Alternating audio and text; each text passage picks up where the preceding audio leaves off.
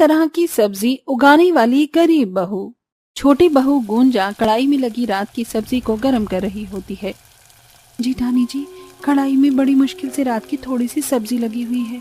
इतनी थोड़ी सी सब्जी में तीनों लोग नहीं खा पाएंगे, बच्चे भी तो सब्जी मांगेंगे। गुंजा, रसोई में बनाने के लिए सब्जी तो दूर, एक सूखी मिर्च भी नहीं पड़ी। 2-4 आलू होता तो चोखा बना देती, गुजारा जल जाता। इस सब्जी से इनको खिलाकर भेज देंगे। बाकी रात को थोड़ा भात पड़ा था तो बच्चों को नमक तेल भात बुलाकर खिला देंगे। हम तीनों बहू को रूखा सूखा खाकर गुजारा करते ही हैं। हमारे बाल बच्चों को भी हम इस गरीबी में 2 टाइम का अच्छा खाना नहीं जोड़ता। भगवान कब हमारे घर के हालात अच्छे करेगा। जेठानी जी, हमारा अच्छा खाना हमारे पतियों की कमाई पर निर्भर करती है। अगर हमारे पति लोगों को मजदूरी का काम डेली डेली मिले तो घर की दाल रोटी का खर्चा तो आसानी से निकल जाएगा, लेकिन उनका भी काम रोज नहीं होता। अभी तो इनको परिवार पालना भी भारी पड़ रहा है। कल को बच्चों की पढ़ाई लिखाई का खर्चा भी बढ़ेगा, तब सब चीज कैसे करेंगे। तीनों बहुएं घर के खर्चों के विषय में बात कर रही होती हैं कि तभी कांति सर पर गेहूं की बोरी लेकर रसोई में आती है। माँ जी, आप कोटे की राशन उठाने गई थी तो हमें बता देती, मैं और सीमा दीदी चल देते। अरे बहू, काली गेहूं ही तो लेकर आना था। तुम दोनों अगर मेरे साथ में चल रही होती तो रोटी पानी कौन बनाता। गुंजा बहू का पैर भारी है, उसको ज्यादा देर तक बैठना सही नहीं। एक तो वैसे ही गरीबी के चलते पिछले 2 महीने से हाथ इतना ज्यादा खिंच गया है कि साग सब्जी खरीद कर लाने के लिए भी सोचना पड़ रहा है। अब तो केवल इस कोटे के राशन का ही सहारा बच गया है, जो घर का चूल्हा जल रहा है और दाल चावल तो पक रहा है। एक टाइम की सब्जी खरीदने के लिए भी कम से कम 100 रुपए चाहिए, तब जाकर सब्जी होगी। तभी तो माँ जी, आजकल सब्जी वालों को अच्छी कमाई हो रही है। सुबह सुबह मंडी में छांट माट सब्जी खरीद कर लाते हैं और फिर इलमार कर दिन भर में 1000-1500 रुपए कमा लेते हैं। और एक हमारे पति हैं, जिसे सब्जी का कारोबार करने को कहो तो साफ मना कर देते हैं। और अगर ये तीनों सब्जी बेच लेंगे तो सब्जी खरीदने की जरूरत ही नहीं पड़ेगी। अरे तुम तीनों लुगाइयों ने कुछ रोटी पानी बनाई है तो ले आओ, वरना हम तीनों भाई चले काम के लिए। जी जी, बस अभी लाते हैं। अनीता, तुम जल्दी से रोटी सेक तो मैं खाना परोस देती हूँ। अनीता जल्दी से चूल्हा जोड़कर गर्मा गर्म रोटी बनाती है। सीमा थोड़े में थोड़ी सब्जी तीनों की थाली में डालकर परोस देती है। तभी सोयाबीन की सब्जी देख उमेश ने मुंह सिकोड़ लिया। ये क्या, ये तो रात वाली सब्जी है। रात को भी आलू सोयाबीन खाई थी, कम से कम अभी तो कुछ और सब्जी बना देती। देवर जी, किस चीज की सब्जी बनाते हैं रसोई में? कोई सब्जी होती तभी तो बनाती ना। सब्जी खत्म हुए 3 से 4 दिन हो गए हैं। आप तीनों भाइयों को मन नहीं करता कि रात को बाजार से आते टाइम कुछ हरी सब्जी खरीद कर चलते बने? भाभी, कल सारा दिन खाली खाली बैठे निकल गया। 1 रुपया का भी काम नहीं हुआ तो सब्जी कहाँ से लाते? अगर काम मिल जाता तो हम बिना बोले ही सब्जी राशन खुद ले आते हैं। आप तीनों को बोलने की जरूरत ही नहीं पड़ती। तीनों भाई थोड़ी सी सब्जी से ही रोटी लगा लगा कर पड़ोस की रसोई में से अच्छी सी मीट की महक उनके घर तक आती है। क्या अच्छी सी चिकन की खुशबू आ रही है। लगता है किसी के यहाँ पर चिकन बना है। मेरा तो चिकन रोटी खाने का मन सा कर गया। पापा, मुझको भी मीट खाने का मन कर रहा है। आप भी चिकन बनवा दो ना। 2 महीने से ज्यादा हो गया हमारे घर में चिकन बने हुए। अच्छा जी, मेरे राजा बेटा को चिकन खाना है। कोई नहीं, पापा आज ही अपनी बंटी के लिए मीट खरीद कर लाएंगे और मम्मी बनाकर सबको खिलाएंगे। अजी, कोई जरूरत नहीं है फालतू में मीट मछली खरीदने पर खर्च करने की। इतने में बाजार से 2-4 टाइम के घर के बनाने के लिए सब्जी आ जाएगी। सब्जी ले लेना। वैसे भी मीट मछली कितना ज्यादा महंगा बिक रहा है। कुछ देर बाद तीनों काम पर चले जाते हैं, जहाँ आज तीनों को दिहाड़ी का काम मिल जाता है। तब ठेकेदार उनको पैसे देता है। अरे ये लो अखिलेश, महेश, उमेश, वैसे तो 150 के हिसाब से तुम्हारे 450 दिहाड़ी के बनते हैं, लेकिन तुम ये 500 रुपए रखो। उस दिन दिहाड़ी में 500 रुपए मिलने पर तीनों भाई काफी ज्यादा खुश होते हैं। भैया, आज तो पूरे 500 रुपए की दिहाड़ी मारी है। आज बच्चों के लिए चिकन खरीद कर घर ले चलते हैं, बच्चों का मन रह जाएगा। साथ में माँ के लिए 1 पाव या आधा किलो ताजी मछली देखकर खरीद लेंगे। माँ मीट तो खाएंगी नहीं। तीनों भाई सीधा मीट मछली खरीदने के लिए बाजार आते हैं, जहां लाइन से चिकन शॉप थी और सभी के पास खूब भीड़ लगी हुई थी। वहीं दूसरी तरफ मछली बेचने वालों के पास भी इतनी ही भीड़ थी। मछली मीट खरीदने के लिए भी लोगों ने कितनी दबाकर भीड़ लगा रखी है। वही तो अखिलेश भैया, इन मछली मीट बेचने वालों की तो बड़ी अच्छी कमाई और मुनाफा होगा। फिलहाल तो चलकर जल्दी से मीट मछली खरीद कर घर ले चलते हैं, वरना देर से घर जाएंगे तो तीनों बनाने में नखरे करेंगे। अरे मछली लो, ताजी ताजी मछली, पानी की लगी जिंदा मछली, रोहू मांगुर घास काट मछली ले लो। तीनों भाई मछली वाले के पास आकर रेट पूछते हैं। अरे भैया, ये रोहू मछली कैसे रुपए किलो दिए? भाई ये रोहू मछली 400 रुपए किलो लगेगी। अरे भैया, आप कुछ ज्यादा ही महंगी मछली बेच रहे हो। आपसे बगल वाला तो यही मछली 250 रुपए किलो में दे रहा है। अरे भैया, सौदे का भी तो फर्क है। उसकी मछली मरी हुई है, मेरी पानी की चलती हुई जिंदा मछली है। सामने कटवा कर लोगे तो दाम तो ज्यादा लगेगा ही ना। अब देख लो, अगर 250 रुपए किलो वाली मछली चाहिए तो बगल वाले से ले लो, बाकी आपकी मर्जी है। अरे उस 250 रुपए किलो वाली मछली से तो अजीब सी दुर्गंध उठ रही है, इसी में आधा किलो कटवा कर ले चलते हैं। अरे भैया, इसी में आधा किलो काट कर दे दो। तब मछली वाला आधा किलो ताजी मछली देता है। अब तीनों भाई मीट वाले के यहाँ से मीट लेने आते हैं। मीट वाला भी उनको महंगा रेट लगाता है। क्या कहा? 300 रुपए किलो चिकन? अरे भैया, अभी तो बीच में 200 रुपए किलो बिक रहा था, सीधे 100 रुपए बढ़ा दिए। उमेश के मोल भाव करने पर मीट वाला ऐंठ कर जवाब देता है। अरे भैया, ये कोई सस्ते रेट की आलू थोड़ी है जो 10 रुपए किलो में मिल जाएगा। चिकन खाना है तो 200-300 रुपए तो लगाना ही पड़ेगा। कोई नहीं भैया, ऐसा करो आप 3 पाव कर दो, प्याज टमाटर मसाला भी तो खरीदना है। अब तीनों चिकन मछली खरीद कर सब्जी वाले के पास से थोड़ी प्याज टमाटर लेकर घर चल देते हैं। जीठानी जी, मैंने रोटी बना कर रख दिया है, आप कहो तो दाल उबालने के लिए चढ़ा दूं। पता नहीं ये लोग कब सब्जी लेकर आएंगे, बच्चों को भी भूख लगी है, बच्चे बिना खाए सो जाएंगे। देवरानी जी, थोड़ी देर और देख लेते हैं, क्या पता ये तीनों भाई सब्जी लेकर आते ही हों। मैं फटाफट से काट कर छौंक दूंगी, तुम आराम करो। मम्मी, मुझको बहुत जोर की भूख लगी है, खाना दे दो। पिंकी बेटी, अभी सब्जी तो बनी नहीं है, चाची ने गर्मा गर्म रोटी बनाई है, नमक तेल लगा कर दे दूं, खाएगी? पिंकी मुंह भींचकर नमक तेल वाली रोटी खाने से मना कर देती है। मम्मी, मुझको नहीं खानी है नमक तेल वाली रोटी, मुझको सब्जी रोटी खानी है। हमारे घर में सब्जी रोटी बने कितने दिन हो गए, मैं अभी सो रही हूँ। पापा जब सब्जी लेकर आ जाएंगे, सब्जी बन जाए तो मुझे उठा लेना। अरे पिंकी बिटिया, सोना नहीं है, देख पापा आज चिकन मछली दोनों लेकर आए हैं। चिकन मछली बनने का सुनकर तीनों बच्चे बंटी, राजू, पिंकी खुश हो जाते हैं। ओ बेटी की जान, आज हमारे घर में मछली और चिकन दोनों बनेगा। आज तो हमारे घर में 2 तरह की सब्जी बनेगी। अखिलेश बेटा, एक बार में 2 तरह की सब्जी इकट्ठे खरीद कर लाने की क्या जरूरत थी? कोई एक सब्जी खरीद कर ले आते, थोड़े पैसे लाकर बहू के हाथ में दे देते तो वो अपने हिसाब से ताजी सब्जी चुनकर ले आती। रहने दो माँ, इन तीनों को तो कितने भी पैसे दे दो, कभी भी ताजी सब्जी खरीद कर नहीं लाती, बल्कि बासी और सस्ती सब्जियां उठा कर ले आती हैं। कभी तोरई, घिया, पेठा, ये भी कोई सब्जी है, बिल्कुल भी स्वाद की नहीं होती। अजी, अगर हम तीनों बहुएं आप तीनों भाइयों की तरह चलने लगे ना, तो चल गई रसोई। एक बार में 500 रुपए की चिकन मछली खरीद कर लाने में पैसे झोंक दिए। यही पैसे हमें दिए होते तो हम पूरे 1 हफ्ते की सब्जी खरीद कर ले आते, तो कुछ दिन तक तो चल जाती। रहने दीजिए जेठानी जी, हमारे पतियों को हमारी बात समझ में थोड़ी आती है।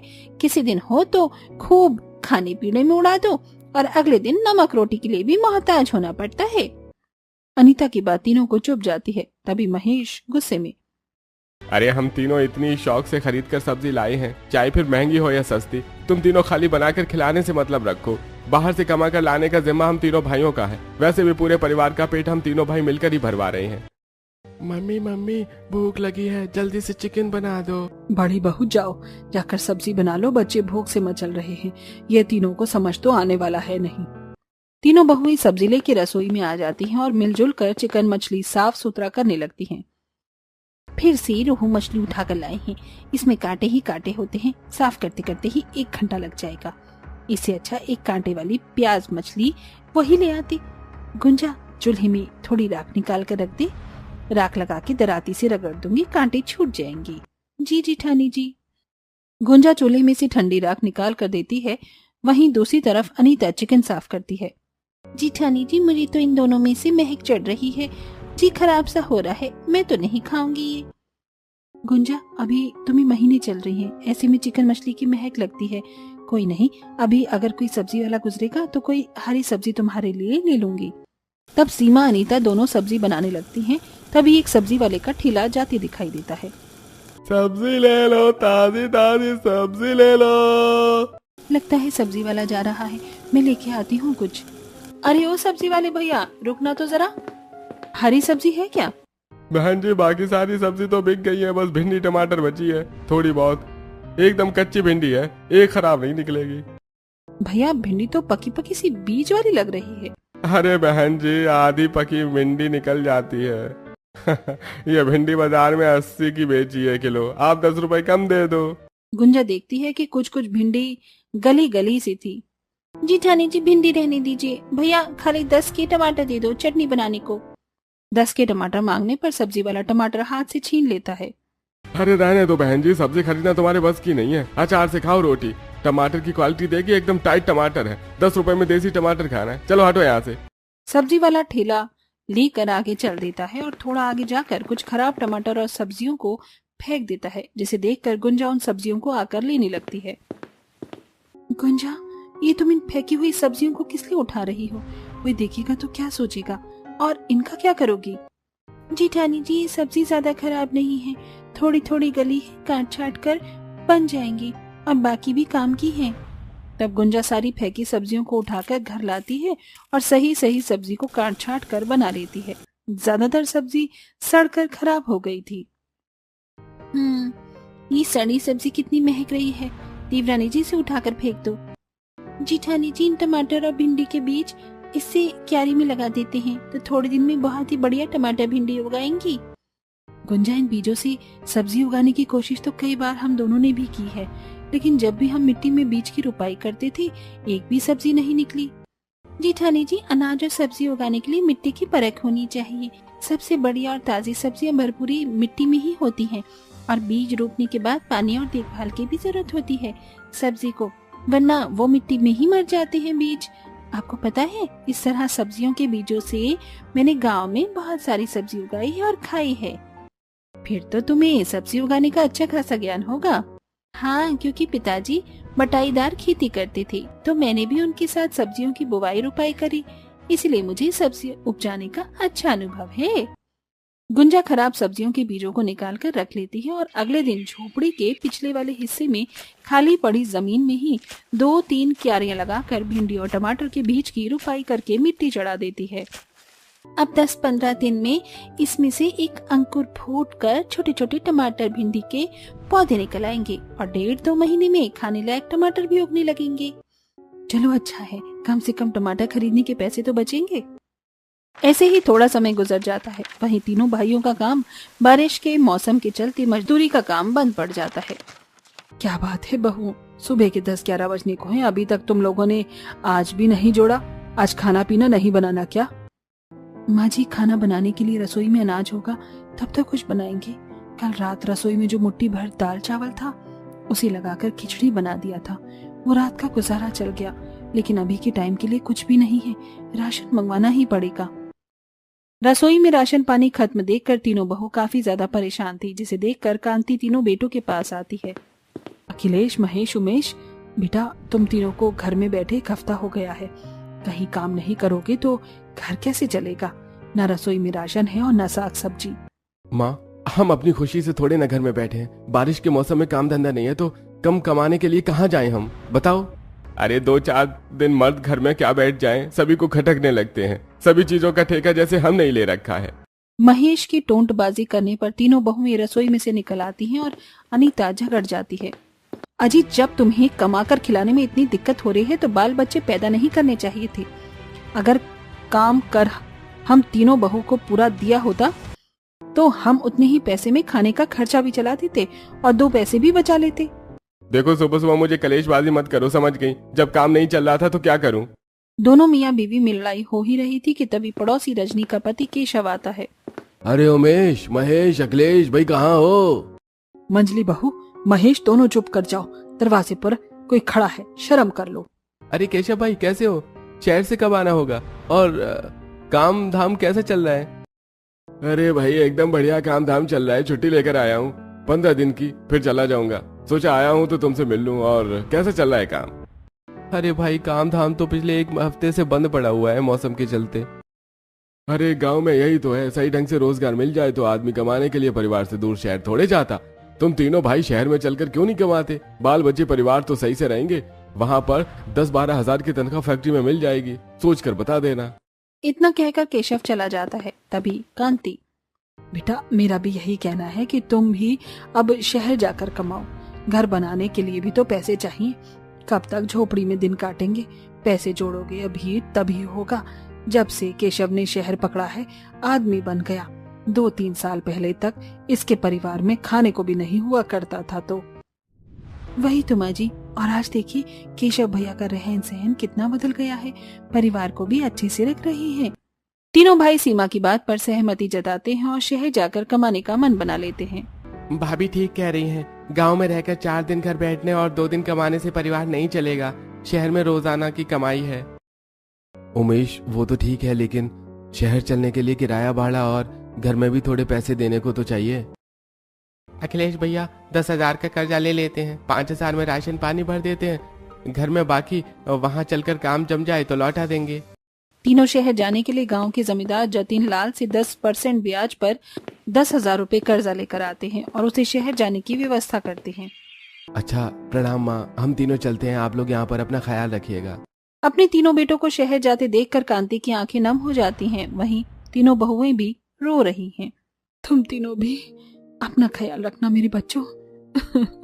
पता नहीं भगवान हम गरीबों को इतनी खराब जिंदगी क्यों देता है कि परिवार को कमाने खिलाने के लिए घर में कमाने वाले को परिवार से दूर परदेश जाना पड़ता है। अच्छा गुंजा मैं चलता हूँ, तुम्हारी डिलीवरी से पहले मैं वापस आ जाऊंगा। अच्छा जी, आप भी ठीक से जाइएगा। पापा चाचा आते टाइम आप लोग शहर से हमारे लिए नए नए कपड़े और खाने के लिए चॉकलेट लेकर आना। अच्छा ठीक है बिटिया, आते टाइम मैं तुम्हारे लिए चॉकलेट लेकर आऊंगा। अरे अखिलेश, उमेश, महेश जल्दी करो भाई, ट्रेन का टाइम हुआ जा रहा है। तीनों भाई ट्रेन से शहर पहुंच जाते हैं। अगले ही दिन केशव उन तीनों को अपनी फैक्ट्री में लेकर जाता है। नमस्ते पंकज भाई, आपने फैक्ट्री में हेल्पर के लिए जगह खाली है तो मैं 3 लोगों को लेकर आया हूँ, इन्हें नौकरी चाहिए। अरे केशव, तूने मुझसे बात तो करी होती। फैक्ट्री में फिलहाल एक भी हेल्पर की जगह खाली नहीं है, क्योंकि 1 हफ्ते पहले ही नई लेबर लगी है। ये सुनकर तीनों भाई निराश हो जाते हैं। इतना खर्चा लगाकर हम इतना दूर शहर में कमाने के लिए आए थे, और यहाँ भी अगर काम नहीं मिलेगा तो क्या करेंगे भैया? अरे भाई परेशान क्यों होता है, इतने बड़े शहर में काम की कमी थोड़ी होगी, 2-4 दिन में मिल जाएगा। तीनों काम के लिए रोज रोज कई जगह भटकते हैं, लेकिन काफी दिन तक काम नहीं मिलता। वहीं दूसरी तरफ गांव में, हे भगवान, कल ही चूल्हे पर मिट्टी लगाई थी और फिर से रसोई की छत से बारिश का पानी चू गया। इस भादव की बारिश ने बड़ा सता रखा है। पता नहीं ये बारिश का मौसम कब जाएगा। जी ठानी जी, इस बार जितने भी किसानों ने सब्जी उपजाई होगी ना, उनको खूब फायदा हुआ होगा, क्योंकि बारिश में सब्जियां खूब अच्छी होती हैं। किसान तो सब्जी उगा रहे हैं, लेकिन इसके बावजूद भी सब्जी के रेट में आग लगी पड़ी है। मेरा तो मन कर रहा है हम तीनों भी 3-4 तरह की सब्जी लगा लें। खैर फिलहाल नदी पर चलते हैं, इतने सारे गंदे कपड़े हो गए हैं कि महक मार रहे हैं। तीनों बारिश में ही कपड़े धोने के लिए नदी पर जाती हैं, जहां नदी का पानी उफान पर किनारे की सतह पर आ चुका था और पानी के बीचों बीच कुछ हरी भरी साग और बेल फैली हुई थी, जिसे देख गुंजा खुश हो जाती है। जिठानी जी देखिए, नदी के अंदर कितनी बढ़िया ताजी हरी हरी कर्मी का साग उगा हुआ है, मुझे तो लालच आ रहा है। गुंजा पानी के अंदर इतना ताजा ताजा साग लगा देखकर तोड़ने के लिए पानी में उतर जाती है, जहां नदी में तर पानी के भराव में काफी सारे घोंगे मुंह खोलकर तैर रहे थे। तभी अनीता पानी के अंदर एक बड़ी सी गरई मछली को तैरते हुए देखकर पानी में हाथ डालकर झट से पकड़ लेती है। ये देखो मुझे क्या मिला, कितनी बड़ी गरई मछली। क्या बात है अनीता, मछली पकड़ने के मामले में तुम्हारा हाथ तो मछुआरों के जैसे बैठा हुआ है। बिना जाल के इतनी बड़ी मछली पकड़ ली, तुम्हें डर नहीं लगा अगर मछली काट लेती तो? जी ठानी जी, मुझे मछली पकड़ना आता है। जब मैं अपने गांव में थी ना, तो बरसात में मैंने खूब मछलियां पकड़ी है, क्योंकि मछुआरे ना नहर में ही बारिश के मौसम में मछली पालन करते थे। अनीता देखो, इस पानी में छोटी छोटी मछली भी काफी सारी हैं, इसे भी घर ले चलते हैं, मछली पालन कर लेंगे, वरना बाद में कोई और मछुआरा आकर जाल लगाकर सारी मछलियां मार कर ले जाएगा। क्या बात है जिठानी जी, आपने तो क्या जुगाड़ू दिमाग लगाया है। इन सारी छोटी मछलियों को हम घर पर ले चलते हैं और मछली पालन कर लेंगे। अनीता उन सारी छोटी छोटी मछलियों को नदी के अंदर से पकड़कर एक बर्तन में डालती जाती है और वहीं दूसरी तरफ गुंजा उन सारी साग को नदी के अंदर से निकाल कर ले जाती है और घर आ जाती है, जहाँ इतनी सारी मात्रा में छोटी बड़ी मछलियां और साग देखकर कांति बड़ी खुश होती है। क्या बात है बहुओं, बड़ी देर लगा दी नदी पर आने में, और ये इतनी ताजी साग और मछली कहाँ से लेकर आ रही हो? माँ जी, ये सारी की सारी मछलियाँ मंजली जेठानी जी ने मारी हैं और मुझे नदी के अंदर ये कर्मी का साग दिख गया तो मैं ले आई। ये साग भदवा के मौसम में ही होता है और खाने में बड़ा स्वाद लगता है। मैं सबके लिए गर्मा गर्म साग भात बनाती हूँ, केवल कच्ची लहसुन का पत्ता और मिर्ची चाहिए डालने के लिए। गांव वाली बहू, तूने घर के पीछे लहसुन मिर्ची बो रखी है ना, उसमें खूब सारे पत्ते और मिर्ची की फली भी आ गई है, तोड़ ला। गुंजा साग रखकर अपने घर के पीछे वाले भाग में जाती है, जहां वो देखती है कि उसकी मिर्ची के लगाए हुए पेड़ में इस बार काफी सारी मिर्ची पड़ी हुई थी और मिट्टी में लहसुन की कलियों की बुवाई में से नाजुक चिकनी पत्ते फूटकर निकल चुके थे। वहीं टमाटर के बेल पूरी मिट्टी पर छितराई हुई थी, जिसमें कच्चे कच्चे टमाटर लगे हुए थे। क्या बात है देवरानी जी, तुम्हारी लगाई सब्जी कितनी बढ़िया तरह से उग रही है। देखो बेल में कितने बढ़िया से टमाटर उगे हुए हैं, 2-4 दिन में तोड़ने लायक पक जाएंगे। वही तो, एक बार में से तोड़ने पर 5 से 10 किलो टमाटर तो बड़े आराम से निकलेंगे। पता है मंडी में टमाटर का भाव 80 रुपए किलो बिक रहा है। तुम्हारे हाथों की लगाई सबसे खूब चल रही है। मैं तो कहती हूँ कुछ और सब्जियों की बुवाई कर दो। इसी हिस्से में थोड़े दिनों में से आगे साग का सीजन भी शुरू हो जाएगा, तो मैं कहती हूँ कि पालक, मेथी, सोया, सरसों बो दीजिए, बढ़िया सब्जी निकल जाएगी। सीमा का सब्जी की खेती करने का विचार गुंजा को काफी ज्यादा पसंद आता है और अब वो कुछ किस्म की सब्जियों को बीज खरीद कर लाती है और तीनों बहुएं मिलजुल कर सब्जी उगाने के लिए छोटी छोटी क्यारियां बनाती हैं। जेठानी जी, अब ये दीजिए, पहले हम एक सिरे पर बीज लगाएंगे और यहाँ से हाथ से बराबर दूरी नाप कर थोड़ा दूर दूसरा बीज लगाएंगे, ताकि पौधों को उगने, फैलने, जड़ पकड़ने का स्थान मिल सके, तभी सब्जियां अच्छी होंगी। दोनों जेठानियां गांव वाली गुंजा की देखा देखी ही सब्जियों के बीज रोप देती हैं और मिट्टी चढ़ाकर ऊपर से पानी का छिड़काव करती हैं। 1 हफ्ते के अंदर ही सब्जियों के बीच में से अंकुर फूट फूट कर बाहर निकल आते हैं। अभी तो हमारे सब्जी उगने और कटाई करने के लिए तैयार होने में 1-1.5 महीना या 2 महीना लगेगा। तब तक हमें घर का गुजारा चलाने के लिए कोई और जीविका बनानी होगी। तीनों बहुएं इसी संकोच में थी कि जब तक उनकी सब्जी की खेती फल फूल का कटाई के लिए तैयार नहीं होती, वो घर का खर्चा किस तरह निकालें। तभी पिंकी कहती है, मम्मी मम्मी, मंजली चाची तो कितने अच्छी तरीके से मछली पकड़ लेती हैं। आप लोग मछली पालन कर लो, फिर आप तीनों बाजार में मछली बेच लेना। पिंकी का आइडिया तीनों गरीब बहू के आगे रोजी रोजगार कमाने का साधन दिखता है। पिंकी ने बिल्कुल सही कहा है, आजकल मछली बेचने वाले सबसे अच्छा कमा रहे हैं। इसमें हमें खास लागत भी नहीं लगानी पड़ेगी, बस मछली पालन के लिए हमें थोड़ी जगह चाहिए होगी। जेठानी जी, हमारे घर के आंगन की मिट्टी भी एकदम दलदली है, क्यों ना हम वहीं पर गड्ढा लगाकर मछली पालन कर लें।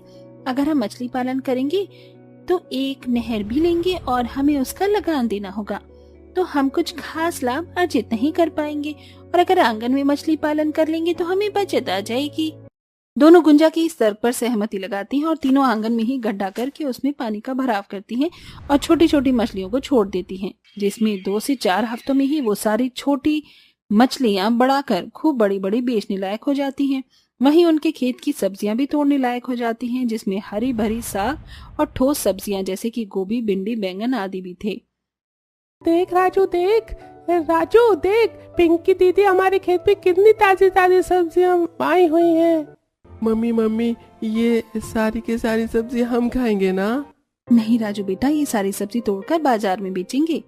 वैसे गुंजा की उगाई सब्जियां कितनी अच्छी और किफायती उगी हैं, ये तो बढ़िया दाम में बिक जाएंगी बाजार में।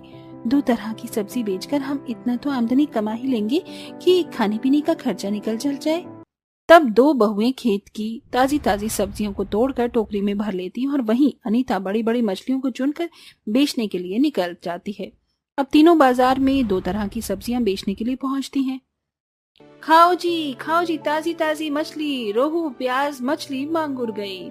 सबसे सस्ती, सबसे ताजी मछली चाहिए तो यहाँ चले आइए। ग्राहक पानी की चलती मछलियां देखकर खरीदने के लिए आते हैं।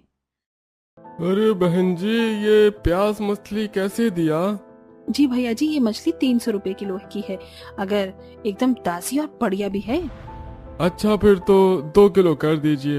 लो जी, आ गई बाजार में खेत की तोड़ी ताजी ताजी भाजी। अरे क्या बात है, वैसे तो बाजार में हर सीजन में ठंड आते आते सब दिखना शुरू होगा, लेकिन तुम तीनों अभी से ही साग बेच रही हो, 1 किलो तोल दो। जी जरूर, ये कर दिया आपका 1 किलो। राई बहुत हुआ, कुछ और चाहिए? मशरूम है क्या? अगर हो तो आधे किलो कर दो। उस लेडीज के मशरूम मांगने पर सीमा गुंजा एक दूसरे का मुंह देखने लगती हैं। माफ कीजिएगा, मशरूम तो है ही नहीं, अगली बार से हम मशरूम भी रखेंगे। औरत सब्जी खरीद कर चली जाती है, लेकिन पूरे दिन भर में मशरूम खरीदने वाले और भी कई लोग ग्राहक आते हैं। वैसे आज हमारी दुकानदारी का पहला दिन था और फिर भी हमारी सारी सब्जी बिक गई, एक भी सब्जी बचकर नहीं आई। मगर मशरूम खरीदने वाले कई सारे ग्राहक ऐसे ही फिर गए। अगर हमारे पास सब्जी में मशरूम होता तो और भी ज्यादा मुनाफा होता। क्यों ना हम थोड़े से हिस्से में मशरूम की भी खेती कर दें? तीनों थोड़ी सी जमीन साफ सुथरी करके मशरूम की खेती भी कर देती हैं। वहीं 2 तरह की सब्जी के मुनाफे से वो एक छोटा सा मुर्गी फार्म भी शुरू करती हैं। बहन जी, मेरी 10 मुर्गियां और 50 देसी अंडे कर दो। ये लीजिए आपकी 10 मुर्गी और 50 देसी अंडे। 1 महीने में हमारा मुर्गी फार्म भी कितना अच्छा चल गया ना। आखिर में तीनों गरीब बहुएं 3 तरह की सब्जी बेचकर खूब मुनाफा कमाती हैं।